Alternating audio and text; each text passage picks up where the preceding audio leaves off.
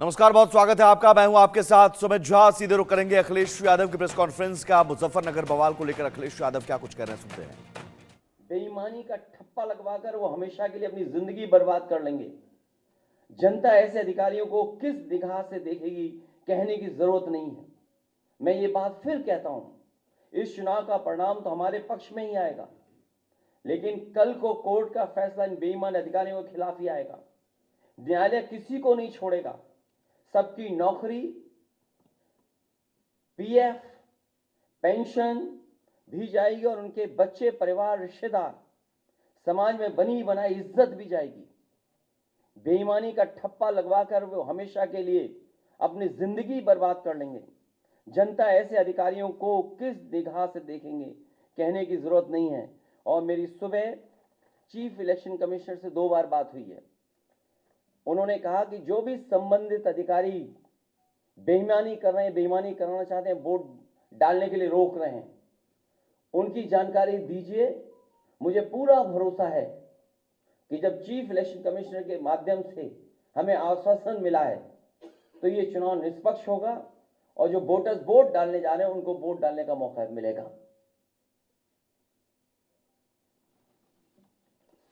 और सुनने में ये भी आ रहा है कि खासकर मीरापुर विधानसभा में मैं उन अधिकारियों की जानकारी करूंगा जिन्होंने वोटर आईडी कार्ड उनका छीन लिया है और अंदर खुद ही वोट डलवा रहे हैं।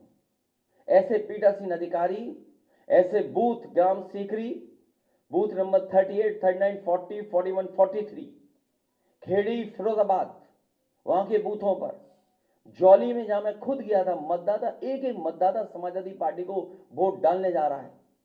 बूथ नंबर 141, 142, 143, 146, 155, इन पर जो पीठासीन अधिकारी या जो बैठे हैं, हम लोग नोट करके रखेंगे कि जिस तरह का वो व्यवहार कर रहे हैं, कानून के हिसाब से इनके खिलाफ कार्रवाई होगी। कि थोड़ा बूथ नंबर 286, 287, 288, और बड़ी सूचना हमारे उन कागजों में है जो है ये हारने वाले डरे हुए हैं, इसीलिए वोट को रोक रहे हैं। हमें उम्मीद है कि इलेक्शन कमिश्नर से जो बात हुई है वो भी इन सभी वीडियोस को देख रहे होंगे और ऐसे संबंधित अधिकारी, खासकर पुलिस के जो वोटर्स को रोक रहे हैं, उनके खिलाफ कार्रवाई करेंगे। बहुत धन्यवाद।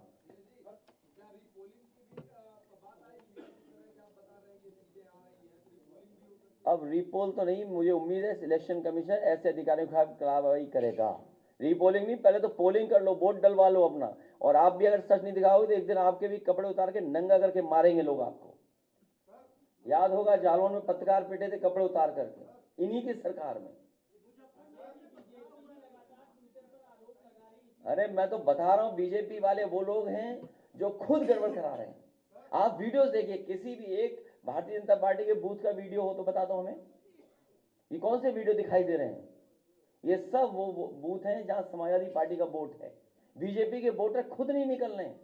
और इस तरह का व्यवहार अगर प्रशासन का और लोकतंत्र में देखेंगे, ये बाबा साहब का, भीमराव अम्बेडकर जी का दिया हुआ हमें अधिकार है कि जहां एक वोट डालने का मौका मिलता है, अगर यही अधिकार छीना जाएगा तो भारतीय जनता पार्टी के वोटर भी नहीं निकलेंगे, वो भी वोट डालने समाजवादियों के पक्ष में निकल पड़ेंगे।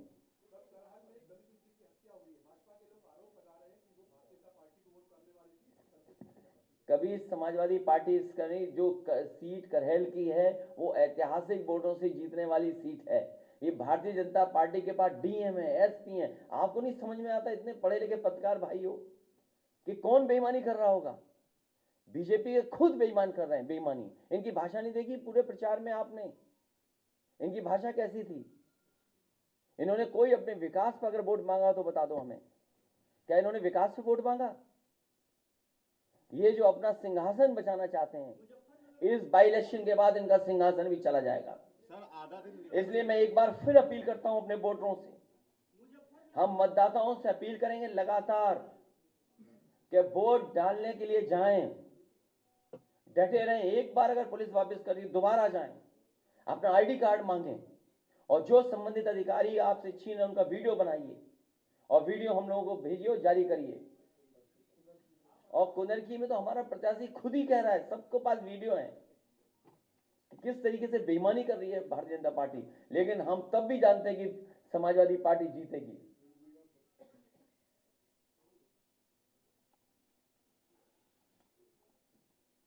वो फिरोजाबाद बोल चुका हूं मैं।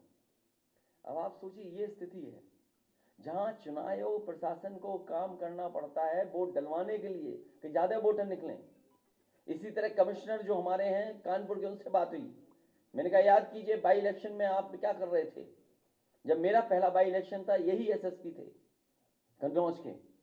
हमने कम से कम कैरियर के आखिरी समय पर कुछ दाग लगवा करके मत जाना आप।